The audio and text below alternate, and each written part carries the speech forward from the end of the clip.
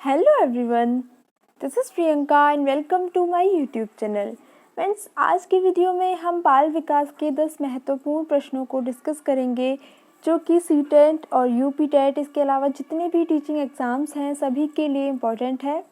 तो आज का वीडियो स्टार्ट करने से पहले अगर आपने अभी तक सब्सक्राइब नहीं किया है चैनल को तो पहले चैनल सब्सक्राइब कर लें और साथ ही बेल आइकन को भी प्रेस कर दें। तो चलिए स्टार्ट करते हैं हमारे आज के पहले क्वेश्चन से। देखिए, पहला क्वेश्चन कहता है कि एक परिस्थिति में अर्जित ज्ञान का दूसरी परिस्थिति में उपयोग क्या कहलाता है।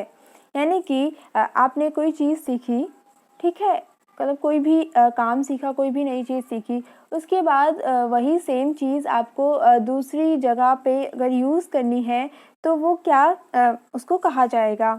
ऑप्शंस हैं ए सीखने की विधियाँ, बी सीखने में स्थानांतरण, सी सीखने में पठार या डी सीखने में रुचि। यानी कि क्या वो सीखने की विधि है, मतलब सीखने की विधियाँ होगी अगर आप एक ज्ञान का उपयोग दूसरी जगह पर करेंगे, या वो सीखने का स्थानांतरण यानी कि ट्रांसफ़र हो रहा है सीखने का, या सीखने में पठार। देखिए, सीखने में पठार से मतलब है कि जब आप कोई काम सीख रहे हैं और उसमें मतलब वो कोई काम आप सीखते जा रहे हैं, लेकिन एक समय ऐसा आता है जब जो सीखने में वृद्धि होती है वो वहाँ पर रुक जाती है, तो उसे हम कहते हैं सीखने में पठार। इसके अलावा ऑप्शन डी है सीखने में रुचि। तो देखिए, जब हम एक परिस्थिति में सीखी गई चीज़ या सीखे गए ज्ञान का दूसरी परिस्थिति में उपयोग करते हैं तो वो सीखने में स्थानांतरण कहलाता है। यानी कि जो लर्निंग का क्या हो रहा है, वहाँ पे ट्रांसफ़र हो रहा है एक सिचुएशन से दूसरी में। तो क्वेश्चन नंबर 1 का जो राइट आंसर है वो है ऑप्शन बी, सीखने में स्थानांतरण। अब आगे बढ़ते हैं। सेकंड क्वेश्चन कहता है कि शिशु का अधिकांश व्यवहार आधारित होता है। यानी कि जो कोई भी छोटा शिशु है उसका जो व्यवहार होगा, उसका जो बिहेवियर होगा वो किस पर आधारित होता है। ऑप्शंस हैं ए मूल प्रवृत्ति पर, बी वास्तविकता पर, सी नैतिकता पर या डी ध्यान पर। तो देखिए, जो छोटा शिशु होता है या बालक होता है उसका जो ज़्यादातर व्यवहार होता है वो मूल प्रवृत्तियों पर आधारित होता है। तो यहाँ पर क्वेश्चन नंबर 2 का जो राइट आंसर होगा वो होगा ऑप्शन ए, मूल प्रवृत्ति पर। आगे बढ़ते हैं प्रश्न नंबर 3 की तरफ, और ये कहता है कि मनोविज्ञान का शिक्षा के क्षेत्र में सबसे बड़ा योगदान क्या है। यानी कि साइकोलॉजी का एजुकेशन के फील्ड में ऐसा कौन सा योगदान है जो सबसे ज़्यादा महत्वपूर्ण है, मतलब अपना कौन सा योगदान दिया है शिक्षा के क्षेत्र में, जिससे शिक्षा आगे बढ़ पाई है, अच्छी बन पाई है। ठीक है, उस तरीके से यहाँ पर पूछा गया है। ऑप्शंस हैं ए विषय केंद्रित शिक्षा, यानी कि जो शिक्षा है उसको विषय के चारों तरफ घुमाया गया, यानी कि विषय ही सबसे ज़्यादा महत्वपूर्ण है, या शिक्षा शिक्षक के चारों तरफ केंद्रित है, या क्रिया केंद्रित है, या बाल केंद्रित है। तो देखिए, जो मनोविज्ञान का शिक्षा के क्षेत्र में सबसे बड़ा योगदान है वो ये है कि मनोविज्ञान ने शिक्षा को बाल केंद्रित शिक्षा बना दिया है। यानी कि बालक के चारों तरफ शिक्षा की जो प्रक्रिया है वो घूमती है। बालक की रुचियों को, उसकी व्यक्तिगत विभिन्नताओं को ध्यान में रखकर ही शिक्षक जो शिक्षण विधियां हैं वो निर्धारित करता है कि किस तरीके से पढ़ाना चाहिए। तो यहाँ पर ऑप्शन डी सही हो जाएगा। आगे बढ़ते हैं नेक्स्ट क्वेश्चन की तरफ। नेक्स्ट क्वेश्चन कहता है कि कोहलबर्ग के अनुसार किस अवस्था में नैतिकता बाह्य कारकों द्वारा निर्धारित होती है। यानी कि कोहलबर्ग ने नैतिक विकास का एक सिद्धांत दिया था जिसमें उन्होंने 3 अवस्थाएं बताई थी, 3 स्टेजेस बताई थी। पहली थी पूर्व पारंपरिक अवस्था, यानी कि प्री कन्वेंशनल स्टेज, फिर थी पारंपरिक कन्वेंशनल स्टेज, और तीसरी थी पश्चात पारंपरिक अवस्था या उत्तर पारंपरिक अवस्था, यानी कि पोस्ट कन्वेंशनल स्टेज। तो यहाँ पर पूछा गया है कि वो कौन सी अवस्था है तीनों में से जिसमें बालक का जो नैतिक विकास है, जो नैतिकता है, वो बाह्य कारकों द्वारा निर्धारित होती है, यानी कि उसके अंदर से ना आकर किसी बाहरी कारक द्वारा उसको निर्धारित किया जाता है। तो देखिए बाहरी का हमने कोहलबर्ग की जब थ्योरी पढ़ी थी तो उसमें हमने ये पढ़ा था कि जो बाह्य कारक होते हैं उसमें आज्ञा हो गई, दंड हो गया या भय हो गया, इस तरीके के जो कारक होते हैं वो बाह्य कारकों के रूप में स्वीकार किए जाते हैं।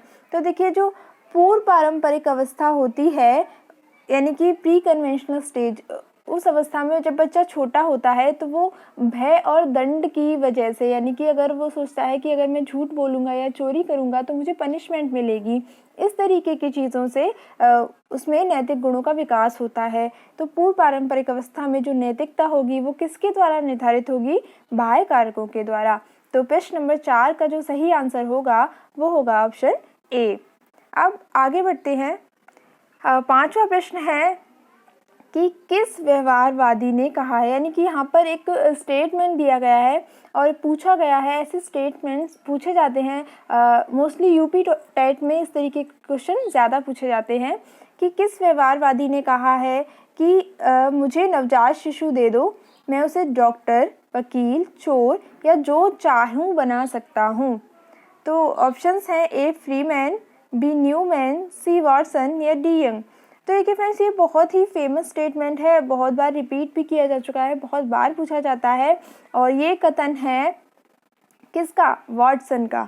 वॉटसन ने कहा था कि तुम मुझे एक नवजात शिशु दे दो और मैं उसे डॉक्टर, वकील, चोर या जो चाहूँ बना सकता हूँ।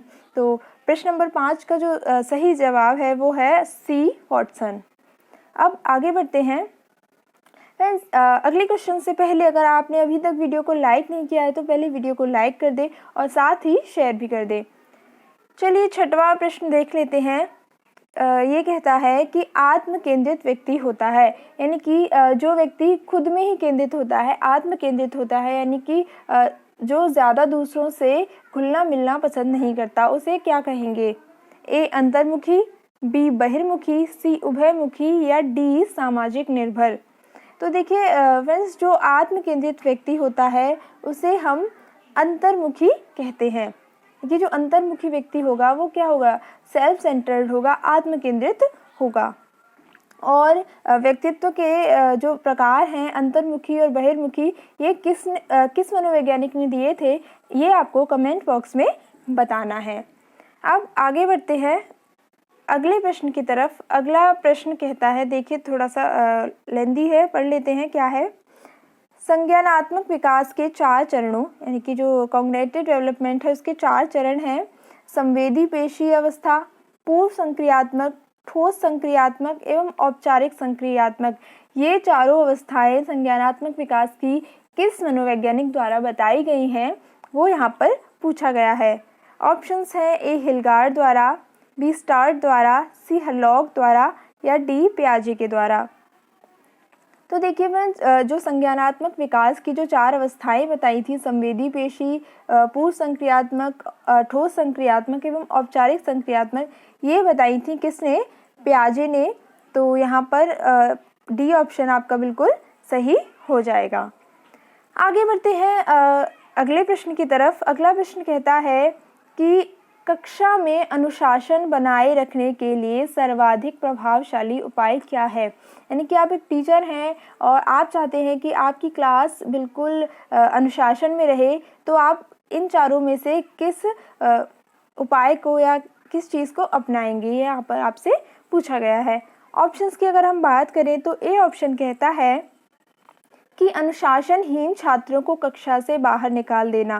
वैसे देखिए ये तो कोई सोल्यूशन नहीं हुआ कि जो छात्र है वो अनुशासनहीनता दिखा रहे हैं उनको हम क्लास से बाहर ही कर दें, तो इस तरीके के ऑप्शंस हमेशा गलत हो जाते हैं। बी ऑप्शन है, जो बी ऑप्शन की अगर हम बात करें तो वो कहता है कि शिक्षण को रोचक एवं व्यवहारिक बनाना। सी है छात्रों के अभिभावकों को सूचित करना। क्या आप पेरेंट्स को बुलाएंगे स्कूल में कि आपका बच्चा इस तरीके से करता है? तो अगर पेरेंट्स को ही बुलाना होता तो शिक्षकों का स्कूल में क्या काम है? तो सी ऑप्शन भी यहाँ पर गलत हो जाएगा। डी है अनुशासनहीन छात्रों को विशिष्ट सुविधाएं प्रदान करना। ये आंसर भी सही नहीं है, ये भी गलत हो जाएगा।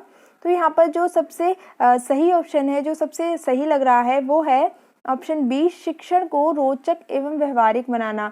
यानी कि अगर आप शिक्षक हैं तो आप अपनी जो टीचिंग प्रोसेस है उसको इस तरीके से इंटरेस्टिंग बनाइए, इतना अच्छा बनाइए कि बच्चों को अनुशासनहीनता फैलाने का अवसर ही ना मिले।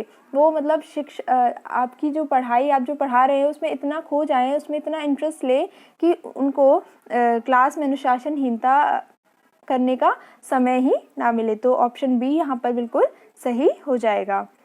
अब आगे बढ़ते हैं 9वें क्वेश्चन की तरफ। ये कहता है कि शिक्षण प्रक्रिया में निम्नलिखित में से किसका भली प्रकार ध्यान रखना चाहिए। यानी कि शिक्षण प्रक्रिया में किस चीज़ का सबसे ज़्यादा ध्यान रखना चाहिए।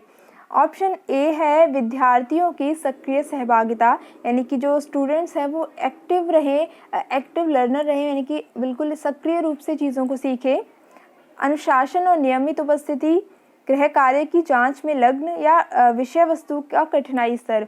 तो देखिए ऑप्शन को अगर हम देखें तो देखिए सिर्फ अनुशासन और उपस्थिति की अगर हम देखते रहेंगे तो बच्चे क्या सीख रहे हैं इस चीज़ की तरफ तो हम कभी ध्यान दे ही नहीं पाएंगे। इसके अलावा अगर हम सिर्फ होमवर्क पर ही ध्यान देंगे कि बच्चा होमवर्क करके लाया है या नहीं लाया है, तो यहाँ भी शिक्षण प्रक्रिया अच्छी प्रकार से नहीं हो पाएगी। इसके अलावा विषय वस्तु पर ही सिर्फ ध्यान देने से काम नहीं चलेगा। तो अकॉर्डिंग टू ऑप्शंस यहाँ पर जो ऑप्शन ए है वो बिल्कुल सही हो जाएगा कि जो स्टूडेंट्स हैं वो एक्टिव रहे, यानी कि चीज़ों को सीखे, उनकी जो टीचिंग प्रोसेस है यानी कि जो लर्निंग और टीचिंग प्रोसेस है उसमें सक्रिय सहभागिता रहे, तभी हमारी जो शिक्षण प्रक्रिया है वो अच्छी तरह से चल सकती है। तो यहाँ पर जो ऑप्शन ए है वो बिल्कुल सही हो जाएगा।